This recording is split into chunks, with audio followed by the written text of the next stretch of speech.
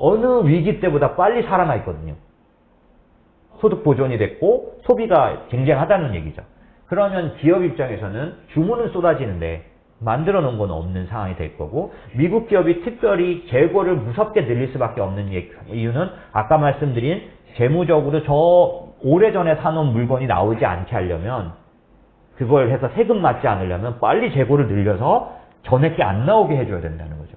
그러니 무조건 미국 기업 같은 경우는 어떤 거냐면 재고 늘리는 경쟁에 들어갈 거고, 재고 경쟁에 그럼 재고만 늘리면 미국 기업 실적 안 좋아지는 거 아니야?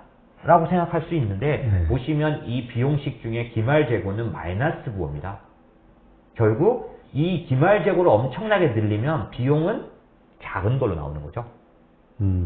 그러니까 지금 가장 비싼 최근에 현 시세대로 산 그 재고에 대해서 네네.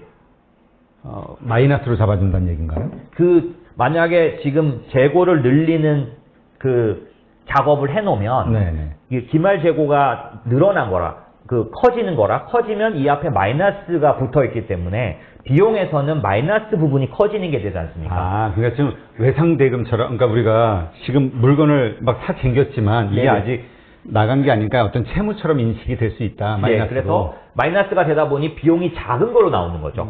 네, 그런 효과들 때문에 기본적으로는 이 재고만 늘려도 팔리지 않아도 잡혀있는 재무 기장 방법에 의해서 미국 기업 실적은 좋은 걸로 나오는.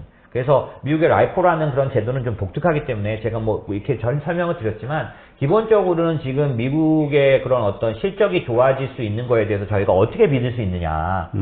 만약에 이제 전제상은 이런 거 아니겠습니까? 만약에 실적이 좋아져서 금리가 올라가는 거라면 지금의 이런 트러블이나 이런 어떤 스트레스는 어렵고 힘들긴 하지만 버틸 수 있는, 그리고 어떻게 보면 실적이 좋아져서 증명될 거라면 이런 때 오히려 떨어졌으면 사야 되는, 그렇게 바라봐야 될 텐데, 그렇게 바라보기 위한 가장 중요한 어떤 키포인트가 뭐냐? 진짜 실적이 늘 거냐?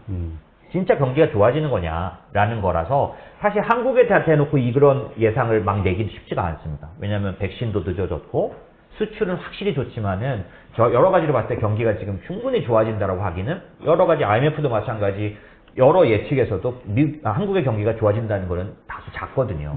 하지만 이게 굉장히 확실하고 강력하고 드라마틱한 쪽이 어디냐? 미국이라는 얘기를 하고 있는 거죠. 그렇다면 이 금리 올라가는 거에 스트레스로 인해서 걱정하거나 또 주가 빠지는 거에 대한 추가 매수를 아주 강하게 할 수 있는 쪽은 현재로서는 확률이 높아진 쪽이 미국이라는 얘기죠. 네. 그러니까 이제 좀 우리가 정리를 해보면,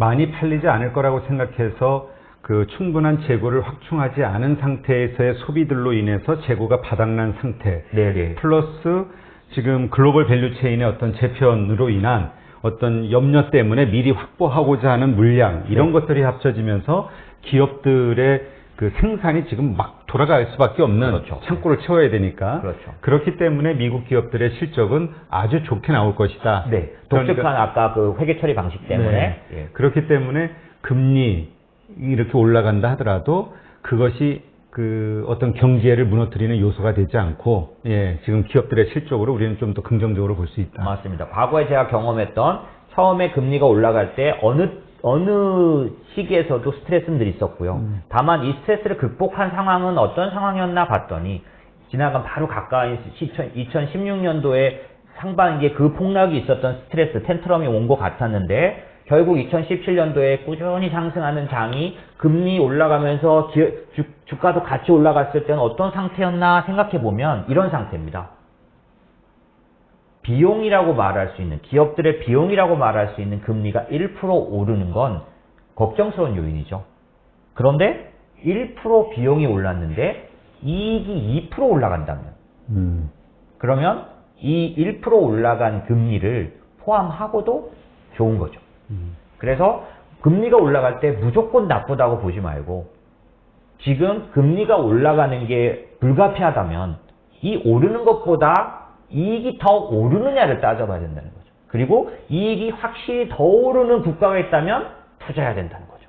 그게 이제 미국이다. 그렇죠. 그리고 독특한 기말재고, 기초재고에서 기말재고를 마이너스하는 방식 때문에 수치상으로 더 높게 잡힌